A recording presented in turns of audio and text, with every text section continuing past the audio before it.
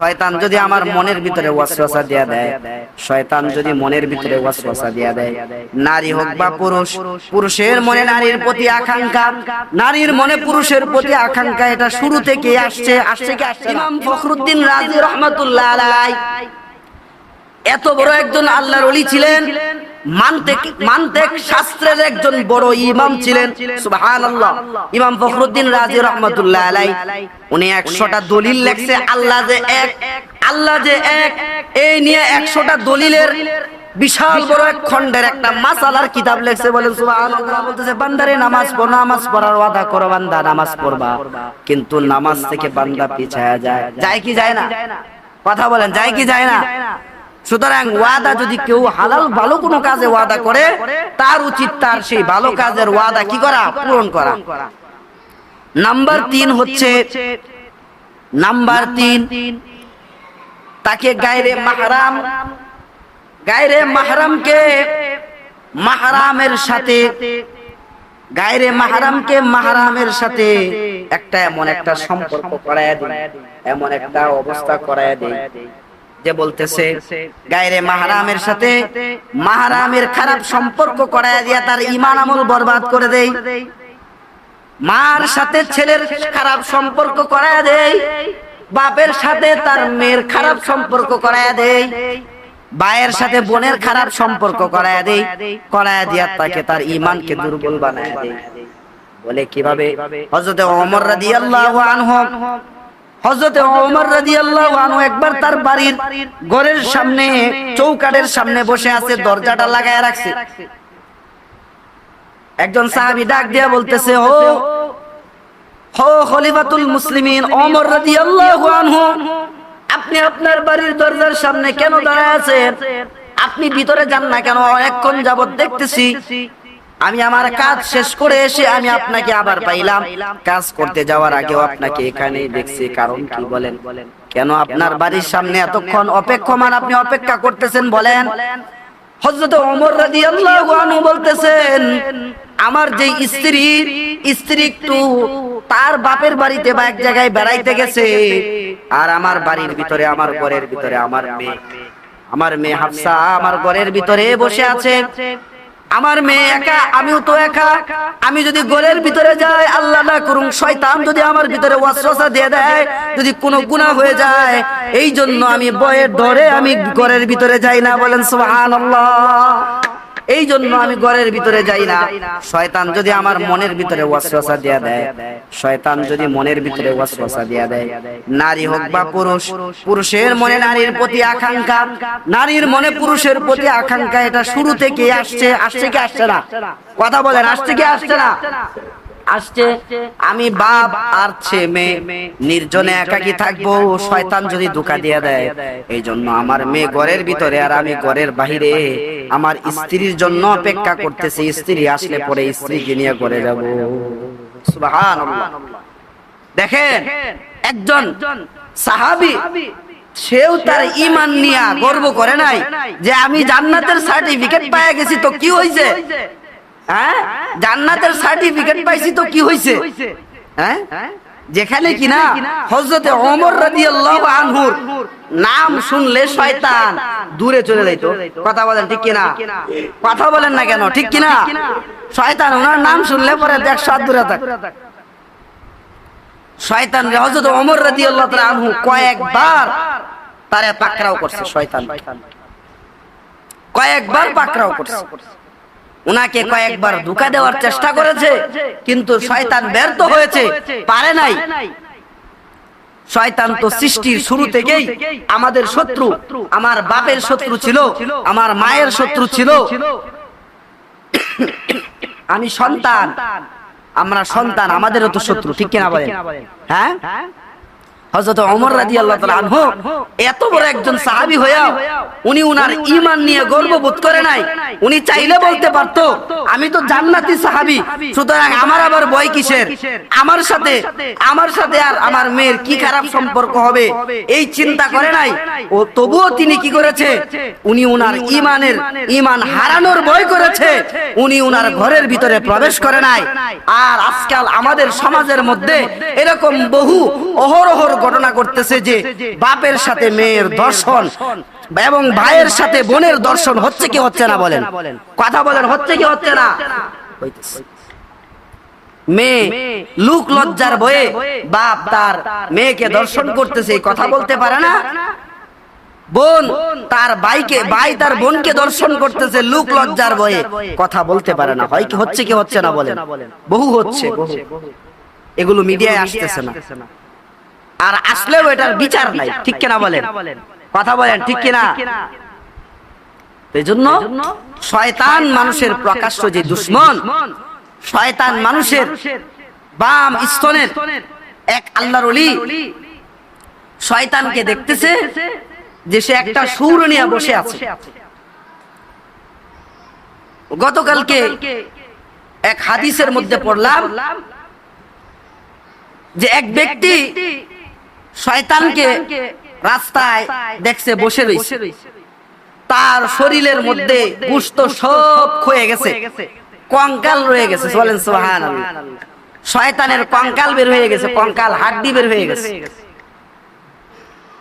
তো শয়তানকে জিজ্ঞাসা করলো, এই তুমি কে বলো? বলে আমি তো শয়তান। বলে তোমার এই অবস্থা কেন? তোমার কি খাওয়া দাওয়া নাই? তুমি কি খাও না? তোমার স্বাস্থ্যের এই অবস্থা কেন? বলে আরে আমি তো অনেক খাই, আমি তো মানব জাতির রক্ত খাই, মানব জাতির আমলকে খেয়ে ফেলি, কিন্তু এক ধরনের এক প্রকার শ্রেণীর মানুষ যারা বরং আমার শরীরের রক্তকে চুষে খেয়ে ফেলছে। সুবহানাল্লাহ।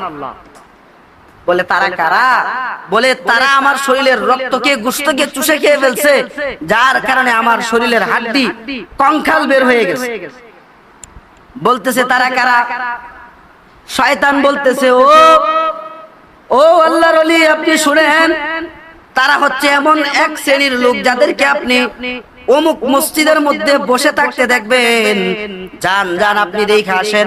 মসজিদের মধ্যে গিয়া দেখতেছে এক শ্রেণীর মানুষ বসে জিকির করতেছে, জিকির করতেছে আল্লাহ তাআলা তাদের দিলের ভিতরে, তাদের চোখের ভিতরে শয়তানের সাথে ওই আল্লাহর ওলির ঘটে যাওয়া কাহিনীটাকে বাসায়া দিলেন। সুবহানাল্লাহ। ওই ব্যক্তিদের মধ্যে একজন ব্যক্তি তাকায়া মুস্কি হাসি দিয়া বলতেছে, ও আল্লাহর ওলি, আপনি শয়তানের ধোঁকায় পড়বেন না। শয়তান মানুষদেরকে এভাবেই ধোঁকা দেয়, শয়তান মানুষদেরকে এভাবেই ধোঁকা দেয়। ওই আল্লাহর ওলি ডাক দিয়া বলতেছে, আজকে বুঝলাম জিকির এমন একটা আমল যে আমলের দ্বারা শয়তানের গোশত, শয়তানের রক্ত, শয়তানের শরীরের ক্যালসিয়াম গুলো দুর্বল হয়ে যায়, যার ফলে শয়তান জরা জীর্ণ চিকন হয়ে যায়, শয়তানের হাড্ডি কঙ্কাল বের হয়ে যায়, আর শয়তান জিকিরকারীর সাথে মারামারি করে দস্তাদস্তি করে ধোঁকা দিয়া পেরে ওঠে না। সুবহানাল্লাহ। কথা বলেন, শয়তান জিকিরকারীকে ভয় পায়। এই জন্য বলছে ওমাইয়া আশু আন যিকরির রহমানি নুকাইয়িদ লাহু শাইতানান ফাহুয়া লাহু কারীন। যখন কোন মানুষ আল্লাহর স্মরণ থেকে, আল্লাহর জিকির থেকে যখন কেউ গাফেল হয়ে যায়, তখন আল্লাহ তাআলা একজন শয়তানকে ওই মানব জাতির পিছনে লাগায় দেয়। যেই শয়তান তাকে সারাক্ষণ ওয়াসওয়াসা দেয়, যেই শয়তান সারাক্ষণ তাকে গুনার দিকে ধাবিত করে, বলে বলো আল্লাহ দুই, বলে বলো আল্লাহ তিন, বলে বলো আল্লাহ যে এক, তার প্রমাণ কি? বলে কি বলে না? ওয়াসওয়াসা দেয় কিনা? বলে আল্লাহ তো দুনিয়া সৃষ্টি করলো, তাহলে আল্লাহকে কে সৃষ্টি করলো?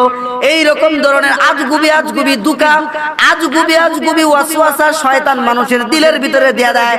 যখন মানুষগুলো আল্লাহর জিকির থেকে, আল্লাহর সালাত থেকে, আল্লাহ তাআলার হুকুম আহকাম থেকে যখন গাফেল হয়ে যায়, এক আল্লাহর ওলি শয়তানকে দেখতেছে একটা সুর নিয়া বাম স্তনের মানব জাতির বাম স্তনের নিচে শয়তান একটা সুর নিয়া বসে আছে, শয়তান একটা সুর নিয়া বসে আছে। জিজ্ঞাসা করছে এই সুর দিয়া কি করা? বলে যখন মানুষ যখন জিকির থেকে, আল্লাহর স্মরণ থেকে, কোরআন তেলাওয়াত থেকে, নামাজ থেকে যখন গাফেল হয়ে যায়, এই সুরটা দিয়া তার ওই বাম পাশের কলিজার মধ্যে আমি কি একটা আঘাত করি, এই সুর দিয়া তাকে কি করি, আমি একটা আঘাত করি, যার ফলে সে অন্যান্য গুনার কাজে লিপ্ত হয়ে যায়। আবার যখন সে কোরআন তেলাওয়াত করা শুরু করে দেয়, আবার যখন সে জিকির করা শুরু করে দেয়, তখন আমি কেমন যেন খুচটকে পড়ে যাই, আমার সুইটা ভেঙে যায়, আর আমি দুর্বল হয়ে যাই, আমি এরকম ভাবে আমার কপালে থাপড়াইতে থাপড়াইতে ওই জায়গা থেকে পলায়ন করে চলে যায়। সুবহানাল্লাহ। শয়তান মানুষদেরকে ভালোভাবে নেক সুরতে বদ সুরতে যতভাবে ধোঁকা দিতে পারে এইভাবে ধোঁকা দেয়। সবচাইতে বড় ধোঁকা শয়তান যেই ধোঁকাটা দেয়, আজীবন আপনাকে ধোঁকা দিতে পারুক বা না পারুক, শয়তান আপনার মৃত্যুর সময় সবচাইতে বড় ধোঁকাটা দেওয়ার চেষ্টা করবে, ঠিক কিনা বলেন? আর সেই ধোঁকাটাই হবে সব শয়তানের সবচাইতে সাকসেসফুল ধোঁকা। শয়তান যদি কোনো আল্লাহর ওলিকে যদি আজীবন ধোঁকা দিতে না পারে, মৃত্যুর সময় তাকে ধোঁকা দিবে। শয়তান যদি কোনো রিকশাওয়ালাকে আজীবন তাকে মিথ্যা কথা বলে ধোঁকা না দিতে পারে, মৃত্যুর সময় তাকে ধোঁকা দিবে। শয়তান যদি কোনো এরকম ভাবে চোখের হেফাজতকারীকে আজীবন ধোঁকা দিতে না পারে, শয়তান তাকে মৃত্যুর সময় ধোঁকা দিবে। শয়তান যদি কোনো হালাল খানা খানেওয়ালা ব্যক্তিকে ধোঁকা দিতে না পারে, তাকে মৃত্যুর সময় শয়তান ধোঁকা দিবে। শয়তান কেমন ভাবে ধোঁকা দেয়? শয়তান কেমন ভাবে ধোঁকা দেয়? ইমাম ফখরুদ্দিন রাজি রহমাতুল্লাহ আলাইহি এত বড় একজন আল্লাহর ওলি ছিলেন, মানতিক শাস্ত্রের একজন বড় ইমাম ছিলেন। সুবহানাল্লাহ। ইমাম ফখরুদ্দিন রাজি রহমাতুল্লাহ আলাইহি উনি 100টা দলিল লেখছে আল্লাহ যে এক এই নিয়ে 100টা দলিলের বিশাল বড় এক খণ্ডের একটা মাসালার কিতাব লেখছে। বলেন সুবহানাল্লাহ। আল্লাহ যে এক এটার 100 দলিল পেশ করার জন্য একটা কিতাব লেখছে। ওনার মৃত্যুর সময় এমন অবস্থা হয়েছে, ইমাম ফখরুদ্দিন রাজি রহমাতুল্লাহ আলাইহি মৃত্যুর সময় ওনার সামনে শয়তান এসে হাজির হইয়া শয়তান বলতেছে, ও রাজি বলো আল্লাহ যে এক তার প্রমাণ কি, আল্লাহ যে এক তার দলিল কি বলো। উনি 1 নাম্বার দলিল দিলেন, আবার শয়তান আবার ওই 1 নাম্বার দলিল খণ্ডন করে ফেললেন। আবার তিনি 2 নাম্বার দলিল দিলেন, শয়তান আবার ওনাকে 2 নাম্বার দলিলটাকে খণ্ডন করে ফেললেন। আবার ওনাকে 3 নাম্বার দলিল তার শয়তানের সামনে পেশ করলেন, 3 নাম্বার দলিলটাকেও খণ্ডন করে ফেলছে। 4 নাম্বার দলিল দিছে, 4 নাম্বার দলিলটাকেও খণ্ডন করে ফেলছে। 5 নাম্বার দলিল দিছে, 5 নাম্বার দলিলকে খণ্ডন করে ফেলছে। এইভাবে 1টা 2টা 3টা 4টা না 100টা দলিল দিছে যে আল্লাহ যে এক, তার দলিল 100টা দিছে। 100 দলিলে শয়তান খণ্ডন করে ফেলছে। বলেন নাউজুবিল্লাহ। তারপরে তো উনি হিমশিম খায়া গেছে, এখন আর কি দলিল দিবে? 100 দলিল তো ওনার কাছে ছিল, এখন তো আর কোনো দলিল নাই। উনি খুব পেরেশানি হয়ে গেছে মৃত্যুর সময়। কপাল দিয়া ঘাম ঝরতেছে, নাক দিয়া ঘাম ঝরতেছে, ছটপট করতেছে, আরে আমার তো এখন ঈমান চলে যাবে। আল্লাহ যে এক এটার দলিল 101 নাম্বার দলিল কি হবে? উনি তো এত বড় ইমাম ছিল, ওনার আমলের কারণে, ওনার ইবাদতের কারণে, ওনার তাকওয়ার কারণে আল্লাহ তাআলা উনাকে হেফাজত করছে। কিভাবে হেফাজত করছে? উনার উস্তাদ ছিলেন হযরত শায়েখ তবির রহমাতুল্লাহ আলাইহি, একজন বুজুর্গ মানুষ। তো উনাকে আল্লাহ তাআলা উনার যেই চর্ম চক্ষু, উনার যেই বাতিনি চক্ষু আল্লাহ তাআলা খুলে দিছে। উনি ওযু করতেছে, ওযু করার সময় দেয়ালের সামনে ইমাম ফখরুদ্দিন রাজি রহমাতুল্লাহ আলাইহির মৃত্যুর সেই স্মৃতিটাকে উনার সামনে এরকম ভাবে লুকিং গ্লাসের মতো, সিসি ক্যামেরার মতো বসায়া দিছে। সুবহানাল্লাহ। সিসি ক্যামেরার মতো বাসতেছে। ইমাম ফখরুদ্দিন রাজি রহমাতুল্লাহ আলাইহির উস্তাদ দেখা বলতেছে, ও রাজি, বদনার মধ্যে পানি নিছে, ওযুর পানি নিয়া এরকম ওয়ালের মধ্যে ফিকা দিছে, দিয়া বলতেছে, ও রাজি বলো আল্লাহ যে এক, তার কোনো দলিলের প্রয়োজন নাই। আল্লাহ তাআলা হচ্ছে বিনা দলিলে এক। সুবহানাল্লাহ। আল্লাহ যে এক, আল্লাহ এক হওয়ার জন্য কোনো দলিলের প্রয়োজন নাই। আল্লাহকে আমি দলিল ছাড়া, আদিল্লাহ ছাড়া, প্রমাণ ছাড়া, হাওয়ালা ছাড়া আল্লাহ যে এক এটাকে আমি মানি। তুই মানলে মান, না মানলে নাই। আর দলিলের প্রয়োজন নাই। আল্লাহ এক এটা বিনা দলিলে বলো। সুবহানাল্লাহ। এটা বলছে, বলার সাথে সাথে যখন এই কথা বলছে, এই কথা বলার সাথে সাথে শয়তানের কানে যখন ইমাম ফখরুদ্দিন রাজি রহমাতুল্লাহ আলাইহি উস্তাদের এই আওয়াজটা চলে গেছে, শয়তান ওখান থেকে পলায়ন করে চলে গেছে। সুবহানাল্লাহ। এইজন্য শয়তান মানুষের সবচাইতে বড় দুশমন শয়তান। কোন সময় ধোঁকা দিতে পারুক বা না পারুক, মৃত্যুর সময় সবচাইতে বড় ধোঁকাটা দেয় শয়তান। মৃত্যুর সময় সবচাইতে বড় ধোঁকাটা দেয় শয়তান। প্রতিদিন কমিটি গঠন করে, বুট গঠন করে করে শয়তান তার চাল্লি বাল্লিদেরকে ডাক দেয়, ডাক দিয়া বলে, ও তুই কি কাজ করলি আজকে বল। বলে আজকে মাদ্রাসার এক ছাত্রকে মাদ্রাসা থেকে বিরত রাখলাম। বলে আজকে তুই কি কাজ করছিস বল। বলে আজকে আমি তো এক কাজ করছি। কি কাজ? ফজরের নামাজে আরামে ঘুম পাড়ায় রাখছি পশ্চিম মন্ডলমুখ ব্যাপারী পাড়া এলাকাবাসীর সবাই রে, 10টা ঘরের মানুষে পুরা সবাই রে এমন ভাবে ঘুম পাড়ায় রাখছি, ফজরের নামাজে উঠতে দেই নাই। রাতের 2টা বাজে ঘুমাইছে আর সকাল 8টা বাজে উঠছে। ফজরের খবর নাই, চাষের খবর নাই, এশরাকের খবর নাই। বলে তুই সাব্বাস বাপের বেটা, কাল ভালো কাজ করছিস। বলে তুই কি কাজ করছিস বল। বলে আমি কাজ করছি আজকে একজন সুদকুররে আচ্ছা মতো সুদের কাজে লাগাইয়া দিছি। বলে তুই কি কাজ করছিস বল। বলে আমি শয়তান। বলে আমি শয়তান, আমি এমন একটা কাজ করছি। বলে কি কাজ? বলে আমি কি করছি? আমি এমন একটা কাজ করছি, স্বামী স্ত্রীর মধ্যে সম্পর্ক বিচ্ছেদ করাইয়া দিছি।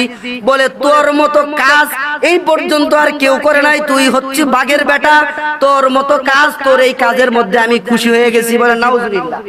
এই জন্য শয়তান নিজে বলছে, শয়তান নিজে বলছে যে শয়তান সবচেয়ে খুশি হয়, শয়তান সবচেয়ে বেশি মেহনত করে 2 শ্রেণীর মানুষের পিছনে।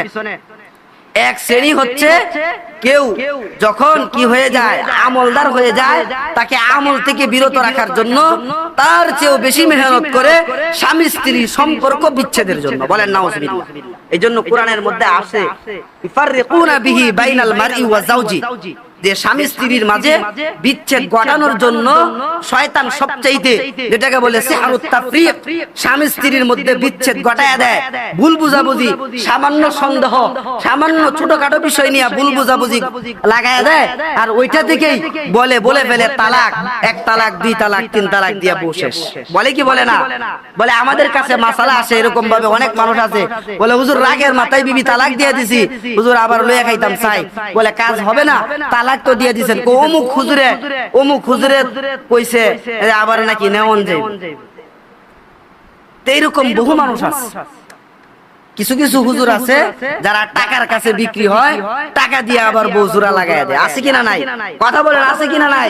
কিন্তু যেই বিবিকে আপনি তালাক দিয়ে দিলেন, সেই বিবিকে আপনি আবার কিভাবে, আপনি শরীয়ত সম্মত নিয়ম ছাড়া আবার কিভাবে নিয়ে খাইতেছেন, কিভাবে নিয়ে চলতেছেন? সেই সন্তান, যেই সন্তান আপনার এই বিবির, আপনি যাকে বিবি বানাইলেন সেই বিবি তো আপনার বিবি না, সেই বিবির সাথে তো আপনার তালাক হয়ে গেছে। তার গর্ভ থেকে যত সন্তান হয়েছে এগুলো তো আপনার সন্তান না, এগুলো তো জারত সন্তান। ঠিক কিনা বলেন? হ্যাঁ, বহুত আছে সমাজে, বহুত আছে। শয়তান এইভাবেই কাজ করে, শয়তান এইভাবে ওয়াসওয়াসা দেয়। ওয়াসওয়াসা দিয়ে আমাদের সমাজগুলোকে বলতেছে অমুকের কাছে অমুকের কথা, তমুকের কাছে তমুকের কথা লাগায় লাগায় শয়তান কি করে দেয়, পুরা গোটা জাতিদেরকে ধ্বংস করে দিতেছে। ঠিক কিনা বলেন? হ্যাঁ, এই জন্য শয়তান ধরে গিয়া কাদেরকে? বালা বালা মানুষটিকে গিয়া ধরে, দইরা এদের মাধ্যমে ধোঁকা দেয়। ধোঁকা দিয়া মানুষদের অন্তরের মধ্যে বিশ্বাস জন্মায়, কুফরি কাজ করায়, শিরকি কাজ করায়। এরকম ভাবে মানুষকে জাদু টুনা করে, মানুষদেরকে বান মারে, মানুষদেরকে এরকম হত্যার জাদু করায়, মানুষদেরকে কি করা, রিজিক বন্ধের জাদু করায়। এই শয়তানে করায় যে বলে অমুকে উন্নতি করে তার উন্নতির উপরে জাদু করো, অমুকে কি করে এরকম ভাবে অমুকের সন্তান যেন না হয়, এই জন্য সন্তান না হওয়ার জন্য এরকম সিহরুত তাফরিক, সিহরুত তাতিল রহম, রহমের ভিতরে জাদু করা, যেন সিহরুত তাফরিকি বাইনাল আজওয়াজ, স্বামী স্ত্রীর বিচ্ছেদের জন্য জাদু করা। এরকম ভাবে বিভিন্ন ভাবে সিহরুল মাজনুন, পাগল বানানোর জন্য জাদু করা। বিভিন্ন ভাবে আমাদের সমাজের মধ্যে পাবনা পাগলা গারোতে যদি 100 রোগী থাকে, দেখবেন 90 থেকে 95 ভাগ রোগী আছে জিন জাদুর রোগী। বিশ্বাস করেন? জিন জাদুর রোগী, কিন্তু তাদেরকে মানসিক পাগল বানায়া হাসপাতালে ঢুকায়া রাখছে। অধিকাংশই সুস্থ, কিন্তু জাদু করছে, বান মারছে কবিরাজি, অথবা দেখা গেছে আপনার জিনের রোগী, কিন্তু তারা মানসিক ব্যতিব্যস্ততার কারণে তারা এই অবস্থায় চলে গেছে। এজন্য শয়তান থেকে বাঁচার আমল কি? সকাল সন্ধ্যা মাসনুনা আমল করতে হবে। আয়াতুল কুরসি পড়েন 5 ওয়াক্ত নামাজের পরে, পরে শরীরে ফু দেন, পানির মধ্যে পরে ফু দেন, আলহামদুলিল্লাহ সূরা পড়ে ফু দেন। আপনার সন্তানের জ্বর আসছে, কান্নাকাটি করতেছে রাতের বেলায়, ঘুম থেকে অনেকেই বলে হুজুর রাতের বেলায় আমার সন্তান কান্না করে উঠে যায়। আপনি আপনার সন্তানকে কি করেন? আপনি যদি না পারেন আপনার বিবিকে বলেন পড়ার জন্য সূরা ফাতিহা পড়েন, সূরা ইখলাস, সূরা কাফিরুন, সূরা ফালাক, সূরা নাস পড়ে পানির মধ্যে ফু দিয়া ওই পানি খাওয়ান, ওই পানি দিয়া বড়ই পাতা দিয়ে গোসল করান। গোসল করান। বদনজর লাগছে, বদনজর লাগলে বলতেছে বদনজরের গোসল করেন, বদনজরের গোসল করার নিয়ম শিখায়া দেই। যদি কারো বদনজর লাগে বলতেছে 7টা বড়ই পাতা নেবেন, 7টা বড়ই পাতা নিয়ে এটাকে ব্লেন্ডার করবেন, ব্লেন্ডার করে এগুলোকে কি করবেন? এইটা এক বালতি পানির মধ্যে ছেড়ে দিবেন, দিয়া এরকম ভাবে ওই পানির মধ্যে কবজি পর্যন্ত হাত চুবায়া ওখানে 3 বার দুরূদ শরীফ, 3 বার সূরা ফাতিহা, 3 বার আয়াতুল কুরসি, 3 বার সূরা ইখলাস, 3 বার সূরা ফালাক, 3 বার সূরা নাস, আবার 3 বার দুরূদ শরীফ পড়ে ফু দেন। ওই পানি ওখান থেকে খান, ওই পানি দিয়ে আপনি গোসল করেন, বা যার বদনজর লাগছে তাকে গোসল করান। এইভাবে একাধারে 1 মাস, 1.5 মাস, 2 মাস, 21 দিন গোসল করেন, আস্তে আস্তে ইনশাআল্লাহ বদনজর কেটে যাবে। বলেন আলহামদুলিল্লাহ। এই নিয়মগুলো এগুলো নিয়ে আলোচনা হয় না আমাদের কাছে, যার কারণে আজকে মানুষ সমস্যায় পড়লে দৌড়ায় অমুকের কাছে, অমুক তান্ত্রিকের কাছে, অমুক উজার কাছে, অমুক এরকম ভাবে তন্ত্রবিদের কাছে, অমুক কবিরাজের কাছে, অমুক কুফরি করে অমুক হুজুরের কাছে দৌড়ায়। বলে অমুক তো হুজুর এই মসজিদের ইমাম সাহেব, উনি কি আর জাদু করব? বলে হ্যাঁ, ওই ব্যক্তি করতেছে জাদু, ওই ব্যক্তি করতেছে তাবিজ কবজ। কিন্তু দেখা যাচ্ছে হ্যাঁ আমাদের সমাজে একটু বদনজর লাগছে, তাবিজ গলায় ঝুলাইয়া দেয়। তাবিজ ব্যবহার করা শিরক। তাবিজ ব্যবহার কেন করান? বাচ্চাদের জন্মের পরে গলার মধ্যে 1 পুটলা তাবিজ আর কতগুলি কড়ি লাগায়া দেয় বাচ্চার বদনজর কাটার জন্য। এগুলো কেন করে? বাচ্চাকে সকাল সন্ধ্যা পয়রা ফু দেন। তাবিজ ব্যবহার করা যাবে না। যাদের শরীরে তাবিজ আছে তাবিজ খুলে ফেলবেন। তাবিজ ব্যবহার করা কি? শিরক। কথা বলেন কি? কথা বলেন কি? শিরক। তাবিজ ব্যবহার করা কি? শিরক। ডাক্তারে ওষুধ দিছে খাওয়ার জন্য, ওষুধ না খায় গলায় লটকায় রাখলে কাজ হবে? আল্লাহ তাআলা কোরআন দিছে পড়ার জন্য, শিখার জন্য, এটা না পয়রা গলায় লটকায় রাখলে কাজ হবে না। বলে ওষুধ দিলে যেমন না খায় গলায় লটকায় রাখলে যা হবে, বলে কোরআন দিছে না পয়রা পানির মধ্যে ফু দিয়া না খাইলে এটা গলার মধ্যে তাবিজের মতো লটকায় রাখলে ঠিক একই কাজ হবে। ঠিক কিনা বলেন? হ্যাঁ, তা আপনি পড়েন। এত অলস কেন? এত অলস কেন? নিজেও পড়েন না, কিছু হইলেই দৌড়ায় চলে যান হুজুরের কাছে, হুজুর একটা তাবিজ দেন। তাবিজ ব্যবহার করা শিরক, ডাইরেক্ট বলে দিলাম। তাবিজ ব্যবহার করবেন না। তাবিজ ব্যবহার করা শিরক। একমাত্র কি করবেন? যে নিজে পড়বেন, পড়ে পানির মধ্যে ফু দিয়ে এগুলো খাওয়াবেন। তাহলে শয়তান কি করবে? ওই যে শয়তান তাবিজ লটকায় দিয়ে আপনাকে একটা শিরকের প্রতি ধাবিত করে দেয়, যে তোরে তো বাঁচাইবো, তাবিজেই বাঁচাইবো, বাঁচানোর মালিক যে আল্লাহ, এটার প্রতি তাকে এরকম ভাবে আল্লাহ থেকে বিমুখ করে তাবিজের প্রতি মুখাপেক্ষী করে দেয়। পরে আর সে আল্লাহ আল্লাহ করে না, কোরআন আর তেলাওয়াত করে না, বলে করে যে তাবিজ তো আছেই, তাবিজই তো আমার এখন হেফাজত করে। আল্লাহ তাআলা আমাদের সবাইকে শয়তান থেকে হেফাজত করুক।